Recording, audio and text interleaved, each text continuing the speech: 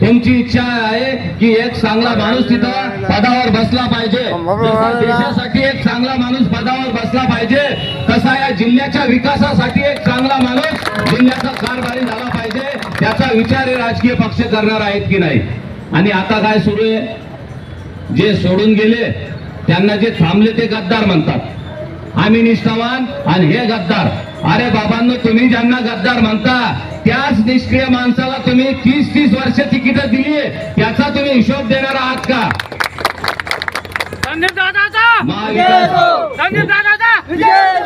उभाटा गटाचे लोक म्हणतात हे गद्दार आहे. अरे पण तुमच्यासाठी ते गद्दार झाले असतील, पण आमच्या जिल्ह्याचं वाटोळ केलं. 30-30 वर्ष, 15 वर्ष आमदार, 15 वर्ष खासदारकी भोगले, तेव्हा तुम्हाला कसं चाललं निष्क्रिय लोकांना तिकीट देणं? फक्त या भूलथापा आहेत. महायुती असो का महाविकास आघाडी असो, या स्वार्थाच्या युती आणि आघाडी आहेत आणि यांच्या सत्तेसाठी सगळं सुरू आहे. ते जिल्ह्यावर बोलत नाही, माझ्या जिल्ह्याच्या विकासावर बोलत नाही की माझ्या शेतकऱ्याला पांढन रस्ते असले पाहिजे, माझ्या शेतकऱ्याला सोयाबीन कापसाचा भाव असला पाहिजे, गावोगावी माझ्या तरुण भावांसाठी रनिंग ट्रॅक, क्रीडांगण, लायब्ररी असली पाहिजे, माझ्या बहिणीच्या शिक्षणासाठी राष्ट्रमाता जिजाऊ स्त्री शक्ती केंद्र असले पाहिजे. याच्यावर हे बोलत नाहीत. हे बोलतात फक्त भावनिक करतात. निवडणुका आल्या की जातीपातीचं, धर्माचं राजकारण करतात आणि आम्हाला भुलवत ठेवतात. हे जेव्हा कोणतेही पक्ष, महायुती आणि महाविकास आघाडी जर तुमच्याकडे येतील, ते जेव्हा जातीपातीचं, धर्माचं, गद्दारीचं, निष्ठेचं सांगतील, तेव्हा त्यांना आमच्या सोयाबीन कापसाच्या भावाचं काय झालं ते विचारा. ते जेव्हा जातीपातीचं, धर्माचं आणि गद्दारीचं, निष्ठेचं सांगतील, तेव्हा ते माझ्या शेतकऱ्याच्या सिंचनाचं काय झालं ते विचारा. ते जेव्हा जातीपातीचं, धर्माचं, गद्दारीचं, निष्ठेचं बोलतील, तेव्हा माझ्या शेतकऱ्याच्या पांढन रस्त्याचं, कृषीपूरक उद्योगांचं, कारखानदारीचं, माझ्या तरुण भावाच्या रोजगाराचं काय झालं ते त्यांना एकदा विचारा. हे बोलत नाही. तुम्ही आज पण पहा कशी परिस्थिती आहे. हे राज्यातले, देशातले नेते आमच्या जिल्ह्यामध्ये येतात, निवडणुका म्हणून आल्या की येतात, परंतु आमच्या जिल्ह्यातल्या प्रश्नावर बोलत नाही, आमच्या शेतकऱ्यांच्या भावाच्या प्रश्नावर बोलत नाहीत, आमच्या तरुण भावांच्या रोजगारावर बोलत नाही. ही परिस्थिती बदलली पाहिजे. तुमच्या हक्काचा माणूस संसदेमध्ये गेला पाहिजे. याच्यासाठी तुम्ही मला एकदा संधी द्यावी ही विनंती तुम्हाला करतो. शेतकऱ्यांचा हक्काचा प्रतिनिधी, तरुण भावांना रोजगार देण्यासाठी तरुण भावांचा हक्काचा प्रतिनिधी, माझ्या माता भगिनींना आर्थिक सक्षमता प्रदान करणारा प्रतिनिधी आणि जे इथं छोटे मोठे व्यापारी आहेत त्या व्यापाऱ्यांना, शेतमजुरांना, कष्टकऱ्यांना पाठबळ देणारा प्रतिनिधी म्हणून मी कायम काम करेल हा शब्द तुम्हाला देतो. आज या ठिकाणी आपण आलात, मी सगळ्यांचे आभार व्यक्त करतो. या निवडणुकीमध्ये कॅमेरा या माझ्या निशाणीवर आपण सगळ्यांनी बटन दाबून मला प्रचंड बहुमतानं विजयी करावं एवढी विनंती करतो. ज्या वेळेस या मार्केटमध्ये शेतमजूर, शेतकरी, कष्टकरी मेळावा आपण घेतला, त्या मेळाव्यामध्ये एक जाहीरनामा आणला आपण. म्हणजे जी भूमिका मी घेऊन जातो, तर जिल्ह्याचा जाहीरनामा आणला, महिलांचा जाहीरनामा आणला की गावोगावी महिलांना त्या ठिकाणी आरोग्याचं पथकानं तपासणी केली पाहिजे. शेतकरी, कष्टकऱ्यांचा जाहीरनामा आणला की मला जर खासदारकीची संधी दिली तर शेतकरी, शेतमजूर, कष्टकरी, निराधार, भूमिहीन, अपंग यांचं वेगवेगळं सर्वेक्षण केलं जाईल, स्मार्ट कार्ड दिल्या जाईल आणि त्या स्मार्ट कार्डद्वारे जी योजना ज्या घटकासाठी आली ती त्या घटकाला प्रदान करण्यात येईल. पीक विमा कर्जमाफी आली तर शेतकऱ्याला मिळेल, निराधार बांधवाला, शेतमजूर बांधवाला, भूमिहीन, अपंग बांधवाला, विधवा भगिनीला मानधन आलं, घरकुल आलं, एखादी शासनाची योजना आली तर ती त्या स्मार्ट कार्डद्वारे दिल्या जाईल. याच्यासाठी मी काम करेल हा शब्द तुम्हाला देतो. आपण माझ्या पाठीशी उभं राहावं, तुमच्या मताचं दान माझ्या पदरामध्ये टाकावं एवढी विनंती करतो. मी स्वतः वारकरी असल्यामुळं तुम्हाला शब्द देतो की शेगावला संतपीठ स्थापन करायचं आहे. पैठणच्या धर्तीवर तुमच्या हक्काचा लोकप्रतिनिधी, शेतकऱ्यांचा, युवकांचा, महिलांचा, वारकऱ्यांचा प्रतिनिधी म्हणून आपण मला संसदेमध्ये पाठवावं एवढी विनंती करतो. आणि आपण जरी अपक्ष असलो, आपण जरी अपक्ष जात असलो तरी घाबरून जाण्याचं कारण नाही. तुम्ही पहा आता कसा मेळ सुरू आहे. राज्यामध्ये किती पक्ष झाले याचाच आपल्याला अंदाज येत नाही. आम्ही म्हणायचो भाऊ आमचा आहे, साहेब आमचा आहे, मा भाऊ, मा साहेब, मा नेता, मा पक्ष, आणि कवानाच भाऊन साहेब पळाले तर आपल्याला बी पत्ता लागला नाही. त्यामुळं यांना जनतेशी काही देणं घेणं नाही. अहो त्यांनी विचारायला पाहिजे होतं मेकरच्या लोकांना, त्यांनी विचारायला पाहिजे होतं जिल्ह्यातल्या जनतेला की तुम्ही मला निवडून दिलं, मला वाटतं की मला भूमिका बदलली पाहिजे, पक्ष बदलला पाहिजे, परंतु ते बोलायची त्यांना गरज वाटत नाही. कारण तुम्ही सातत्यानं इतके वर्ष त्यांना मतदान केलं, इतके वर्ष त्यांच्या पाठीशी उभे राहिलात, एवढे भरभरून आशीर्वाद दिले, हे लोक स्वतःला राजे समजायला लागलेले आहेत. सत्तेची मस्ती आणि अहंकार या लोकांना चढलेला आहे. त्याच्यामुळे एकदा यांचा अहंकार आणि मस्ती उतरवण्याची गरज आहे. मी तुम्हाला सांगतो, महायुती आणि महाविकास आघाडीमध्ये काही मेळ नाही. महायुतीमध्ये पहा तुम्ही, दोन माजी आमदार एकमेकाचा बाप काढतात, एकमेकाची अवकात काढतात. महाआघाडीमध्ये काँग्रेस राष्ट्रवादीवाले अजूनही घराच्या बाहेर पडायला तयार नाही.